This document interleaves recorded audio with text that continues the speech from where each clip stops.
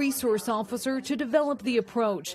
He explained they equip classrooms with a police button that, when hit, immediately sends a message to 911. Law enforcement getting the alert along with the room number. And that room, once you hit that button, sends the message, and then it also activates 1,200 pounds of magnetic pressure on your door, and then it sets off the alert system both inside and outside the building. Ballistic materials also installed in classrooms, hidden, but there for kids to take cover behind if needed. We have come up with very creative solutions so that the classroom appears to look like any other classroom that any of us have attended. Here in Minnesota, they've started installing their system at Lakeville area schools and some private schools. I was looking at all the components and saying, how hasn't this been something that's rolled out nationwide? State Representative Elliot Engen and State Senator Zach Duckworth authoring bills to encourage other districts to take similar steps. As you can imagine, that might be a pretty expensive thing to do. The bills would create a $100 million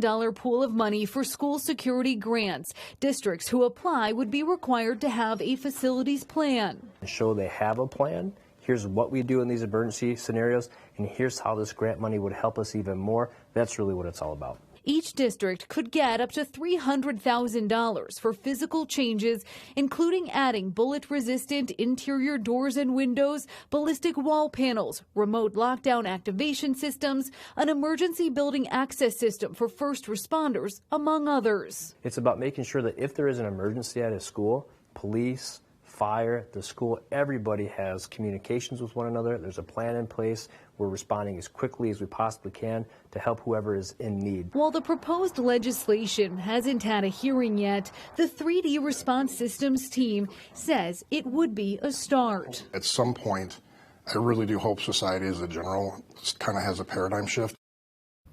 Both the Senate and House versions have bipartisan authors.